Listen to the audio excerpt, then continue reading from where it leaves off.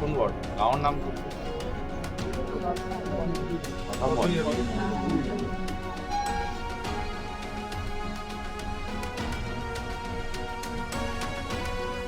প্ৰায় 200 পেচেণ্ট আছে এতিয়ালৈকে কিমানৰ হয় এতিয়া 126 পেচেণ্টৰ মানে যিমানখিনি চেকআপ কৰিছিলোঁ কি কৰে চেকআপত কি কি চাই আজি আমি বিপি চাওঁ প্ৰেছাৰ চুগাৰ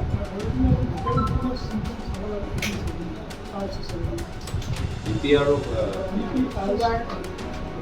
মুখ্যমন্ত্ৰী দিছে নেকি গতিকে আমি জানো মুখ্যমন্ত্ৰী অমিত শ্বাহ ডাঙৰীয়াৰ লগত ভাল তাত দিল্লীত কোনোবা আমাৰ অসমৰ বানপানী বিষয়ে কোনোবা গৱেষক আছে মই নাভাবোঁ মই ভাবিছোঁ এনেকুৱা এটা মানে কি কয় যুক্তিহীন তৰ্কহীন এটা পৰামৰ্শ মুখ্যমন্ত্ৰীহে দিব পাৰে তেওঁলোকৰ কথাবোৰো তৰ্কহীন তেওঁলোকৰ কথাবোৰো যুক্তিহীন এনেধৰণৰ যুক্তিহীন পৰামৰ্শ কেন্দ্ৰীয় গৃহমন্ত্ৰী অমিত শ্বাহক হিমন্ত বিশ্ব শৰ্মা ডাঙৰীয়াহে দিব পাৰে কোনোবা বেলেগে দিলেহেঁতেন তেতিয়া মই নাভাবোঁ অমিত শ্বাহ ডাঙৰীয়া ৰাজহুৱাভাৱে এইখিনি কথা ক'লেহেঁতেন কিন্তু এইখিনি কথা মই ভাবিছোঁ তেওঁলোকে মুখ্যমন্ত্ৰীৰ পৰা শুনিছে আৰু মুখ্যমন্ত্ৰীৰ চকু হৈছে যে আৰু আমি এই ধৰণৰ এইবোৰ চব আঁচনিৰ যোগেদি আৰু আমি কেনেকৈ তেওঁলোকৰ কিছু ভাল ঘৰৰ মানুহক আমি দিব পাৰোঁ তেওঁলোকৰ নামত ল'ব পাৰোঁ মাটি কেলেংকাৰীৰ জৰিয়তে এটা নতুন পৰামৰ্শ নতুন পৰিকল্পনা আমি কেন্দ্ৰীয় গৃহমন্ত্ৰীৰ পৰা আমি শুনিবলৈ পাইছোঁ আকৌ মই কৈছোঁ অসমীয়া ৰাইজে আমাৰ মুখ্যমন্ত্ৰীৰ কথাৰ ওপৰতো হাঁহিছেই আৰু অসমীয়া ৰাইজে তাতকৈ আৰু বেছি আমাৰ গৃহমন্ত্ৰীয়ে 50টা পুখুৰীৰ ওপৰত হাঁহিছে তো হাঁহি লগা কামবোৰ নকৰিব গুৰুত্ব সহকাৰে আজি ইয়াত অসমত আহি দেখাওক যে কেনেকৈ পুখুৰী খান্দিলে আমাৰ মহামাৰা অঞ্চলবোৰ বানপানীৰ পৰা মুক্ত হ'ব পূৰ্ব কংগ্ৰেছ চৰকাৰ হৈছিল আৰু তেওঁ গালি পাৰিছে যদি মঠাই ভাগিছে যদি গালি পাৰিছে তেনেহ'লে নিজৰ পিতৃক গালি পৰা হৈছে কি ক'ব এই বিষয়টো চাওক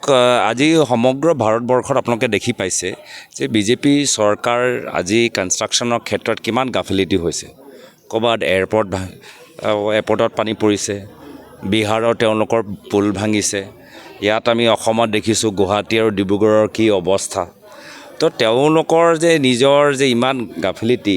এইটো সমগ্ৰ ভাৰতবৰ্ষত আমি দেখা পাইছোঁ যে বিজেপিয়ে মাত্ৰ ডাঙৰ ঠিকাদাৰৰ কাৰণে তেওঁলোকে কাম কৰে আৰু এই ঠিকাদাৰবোৰ ভালদৰে কাম নকৰে তেওঁলোকক কমিশ্যন দিবলৈ হয় তো সেইকাৰণে কামখিনি তেওঁলোকে শুদ্ধ নকৰে আৰু য'ত আজি আমি বিজেপিয়ে ডাঙৰ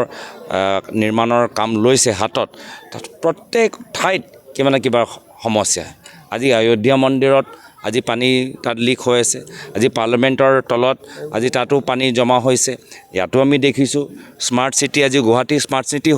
আমি দেখা পাইছোঁ নেকি স্মাৰ্ট চিটি প্ৰমাণ আমি ডিব্ৰুগড়ত দেখা পাইছোঁ নেকি তো এইটোৱে হ'ল বিজেপিৰ আজি তেওঁলোকে আমাৰ ওপৰত টেক্স লগায় আমাৰ ওপৰত ফাইন লগায় আমাৰ ওপৰত GST লগায় গোটেই পইচাটো কেনেদৰে তেওঁলোকে নষ্ট কৰিছে কিছু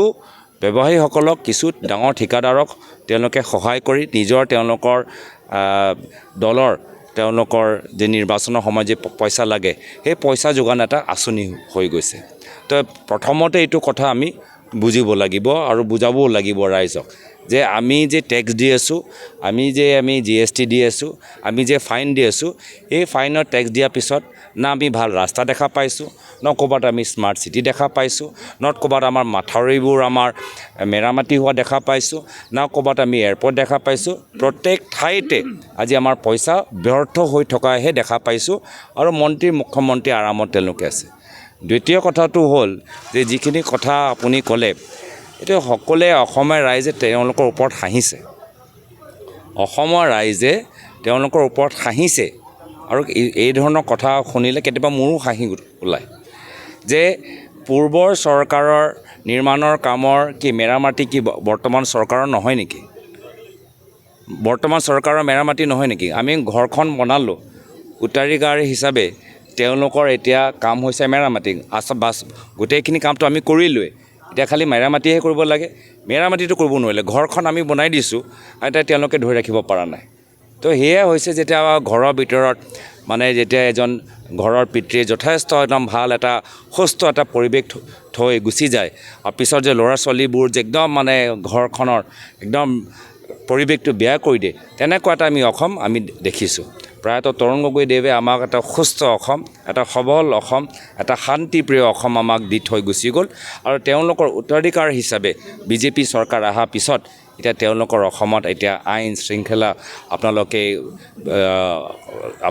যিমান আমাৰ কেলেংকাৰী হৈছে চিণ্ডিকেট যি ধৰণৰ ঘৃণা যি ধৰণৰ ডাঙৰ ডাঙৰ ঠিকাদাৰৰ তেওঁলোকৰ লাভ হৈছে তেনেকুৱা এটা অসম আমি দেখা পাইছোঁ যাৰ ফলত যোৱা লোকসভা নিৰ্বাচনত যোৰহাট ধুবুৰী নগাঁৱত আমি দেখা পাইছোঁ ৰাইজে ইয়াৰ প্ৰতিক্ৰিয়া দিছে আৰু ভৱিষ্যতেও বিধানসভাত দিবগৈ